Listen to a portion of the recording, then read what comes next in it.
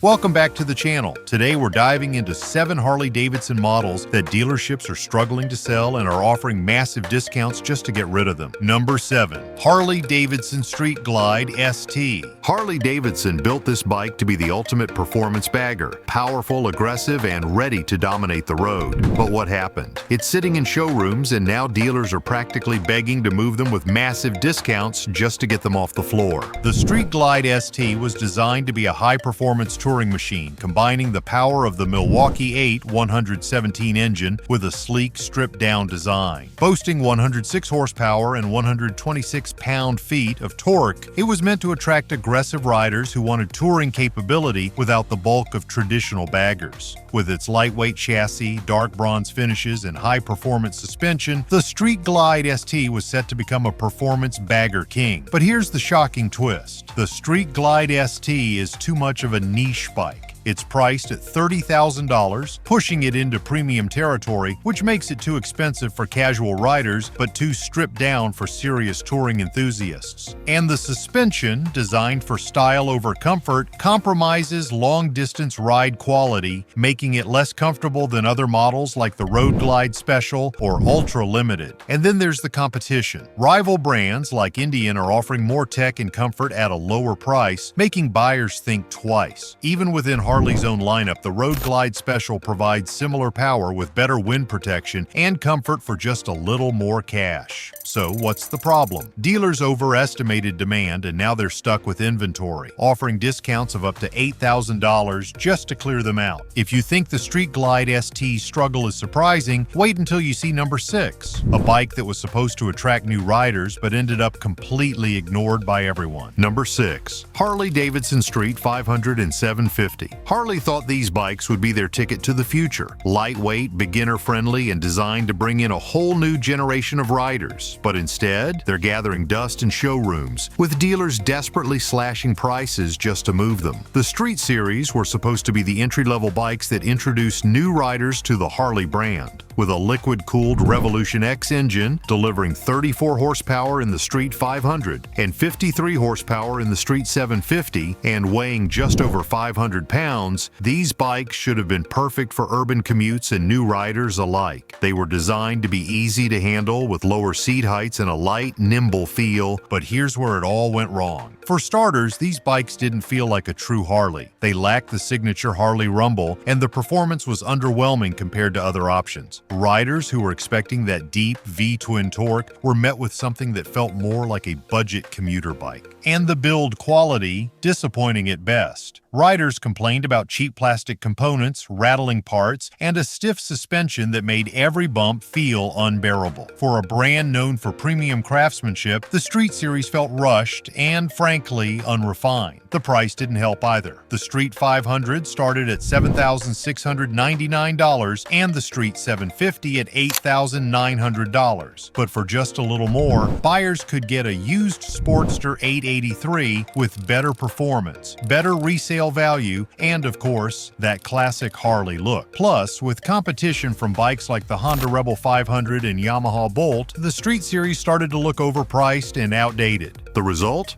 Dealers have been stuck with unsold models for years, with some even offering these bikes for under $6,000 just to get them off the floor. If you thought the Street Series was a bust, just wait until you see number 5, a bike that promised performance and attitude but ultimately missed the mark in a major way. Number 5. Harley Davidson FXDR 114. Harley's attempt at creating a high-performance, drag-inspired cruiser was supposed to revolutionize the muscle bike scene, but instead, it flopped hard and now dealers are practically giving them away. The FXDR was designed to be the ultimate muscle cruiser, combining the aggressive styling of a dragster with the raw power of the Milwaukee 8 114 engine. With 119 pound-feet of torque and 100 horsepower, this bike had the power to burn rubber, and with features like an aluminum swing arm, inverted front forks, and a massive 240mm rear tire, it looked like it was ready to dominate the streets. But here's the thing, the FXDR wasn't quite what Harley fans were looking for. Its futuristic design was too radical for traditional traditional Harley riders who preferred the classic cruiser aesthetic. The low-slung frame, forward foot controls, and aggressive riding position made it feel more like a sport bike than a true Harley, and most riders couldn't get on board with that. Then there was the ride. Sure, it had insane acceleration, but it was awkward to handle at low speeds. The massive rear tire might have been great for straight-line speed, but it made cornering a challenge. On top of that, the price was a huge turnoff.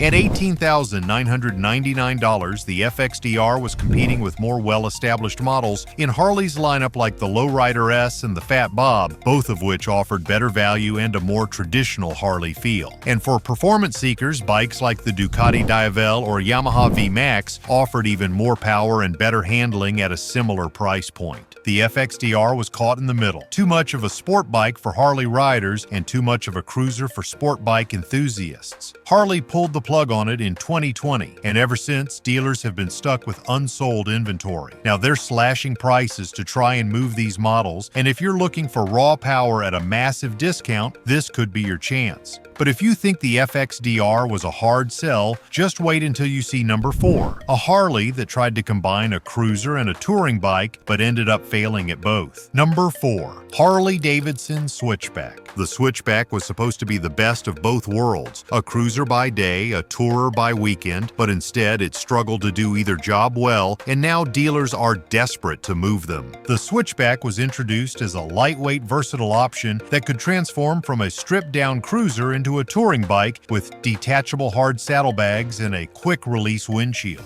Powered by the twin-cam 103 engine, it offered 102 pound-feet of torque, enough to get you through your city commutes and weekend road trips. But here's where it all went wrong. The Switchback never found a real audience. Cruiser riders looking for a lightweight bike already had better options like the Street Bob or Lowrider, both of which had more aggressive styling and better resale value. And for those who wanted to tour in comfort, the Road King or Electra Glide offered far more storage, better wind protection, and a much more comfortable ride. The Switchback's smaller fuel tank and limited storage made it less practical for long-haul trips. The ride quality also fell short. While it was meant to be nimble, the stiff suspension made the bike uncomfortable on longer rides, and the narrow front end and short wheelbase made it feel unstable on highways, a big problem for a touring bike. The real kicker? The price? At $16,499 at launch, it wasn't much cheaper than full-size touring bikes, but didn't offer the same level of comfort or features. Riders looked at the price and realized they could just step up to a Road King or Street Glide for a little more money and get a much better ride. As a result, dealers were left with a bike that didn't fully satisfy either the cruiser crowd or the touring crowd. The Switchback never gained traction, and Harley quietly discontinued it. Now it's become one of those bikes that dealerships are just trying to offload at deep discounts, with some models priced well below their original MSRP. And if you think the Switchback was a tough sell, wait until you see number 3, a Harley that was stripped down to the basics but ended up being too basic for most buyers. Number 3, Harley Davidson Electra Glide Standard. The Electra Glide Standard was Harley's attempt to strip things back and deliver a no-frills touring bike, but it ended up being a stripped-down bagger that no one wanted, and now dealers are left with inventory they can't move. The Electra Glide Standard was built on the same chassis as the Street Glide and Road Glide, featuring the Milwaukee 8 107 engine that offered 93 horsepower and 110 pound-feet of torque. Plenty of power for highway cruising. The idea was to create a budget-friendly touring bike that would appeal to purists who wanted the classic Harley experience without all the high-tech extras. But here's the problem. It didn't satisfy anyone. For traditional touring riders, the Electra Glide Standard was far too basic. It was missing key features like infotainment, Bluetooth, and a premium sound system, which many touring riders expect from their bikes. For those looking for a more affordable option, the Standard still wasn't cheap enough. At a starting price of $19,999, it was more expensive than used Road Glides and Street Glides that offered better features for a similar price. This bike was also far too bare bones for customization enthusiasts. The lack of modern rider aids like ABS and traction control made it less appealing compared to other Harley models that offered reflex defensive rider systems, cornering ABS, and more.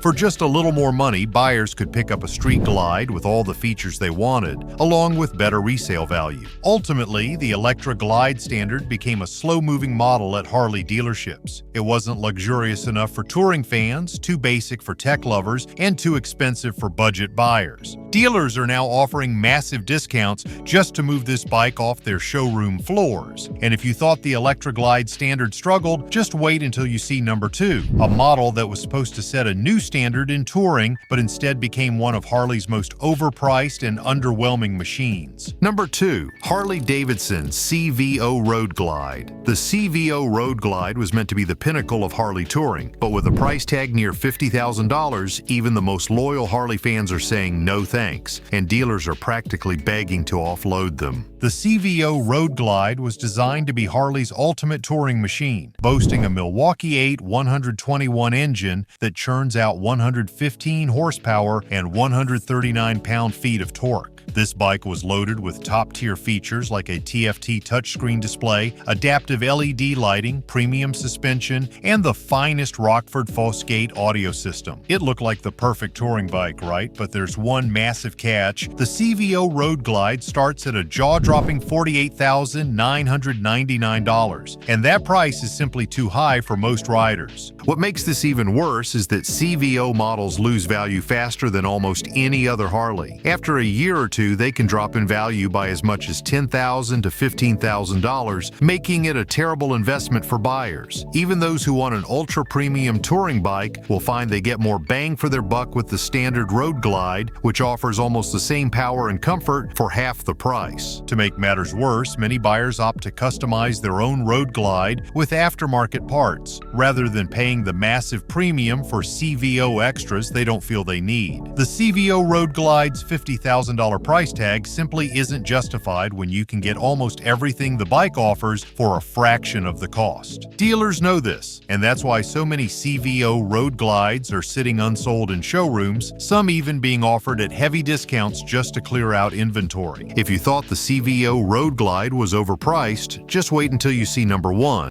a Harley that was supposed to bring something new to the table, but ended up being one of Harley's biggest blunders ever. Number 1, Harley Davidson Softail Sport Glide. At number 1, we have the Softail Sport Glide, a motorcycle that was meant to be the perfect blend of cruiser and tourer, but ended up being too much of both and not enough of either. And now, dealers are practically giving them away. The Softail Sport Glide was marketed as the ultimate versatile cruiser, a bike that could offer the agility of a cruiser but the practicality of a touring bike. Powered by the Milwaukee 8 107 engine, it produced 86 horsepower and 110 pound-feet of torque. The Sport Glide came with a detachable mini fairings and quick-release saddlebags, promising the convenience of switching from a sleek cruiser to a light touring bike in no time. It sounded like a dream, right? But here's where it went wrong. It wasn't great at being either. For cruiser fans, it was too bulky with the fairing and saddlebags attached. Riders who preferred lightweight cruisers like the Lowrider S or Fat Bob found the Sport Glide's bulky features a turnoff. And when it came to touring, it didn't quite have the comfort or advanced features of full-size touring bikes like the Road King or Street Glide. The mini fairing didn't provide enough wind protection, and the saddlebags, though functional, were far smaller than what most touring riders need. The price tag didn't help either. Starting at $19,999, the Sport Glide was priced right in the middle of Harley's lineup, which made it difficult to justify. For just a little more, riders could step up to a fully featured touring bike like the Road King, which offered more comfort, more features, and better wind protection. For cruiser lovers, the Lowrider S or Fat Bob gave them more of what they wanted without the added bulk. On top of that, the Sport Glide didn't have the same level of customization options that other Softail models offered. Harley fans are known for their love of personalizing their bikes, but the Sport Glide's design made it a bit restrictive for modifications. Riders who wanted a performance touring Softail quickly gravitated toward the Lowrider ST, leaving the Sport Glide in the dust. Harley quietly discontinued the Sport Glide after the 2023 model year, and now dealers are stuck with unsold inventory. Many are offering massive discounts, sometimes slashing prices by thousands of dollars just to clear out stock. And that wraps up our list of the 7 Harley Davidson models dealerships are trying to get rid of as soon as possible. Which one surprised you the most? Let us know in the comments. And before you go, check out our other videos: Harley's biggest flops, the best bikes to buy in 2025, and more hidden gems you won't want to miss.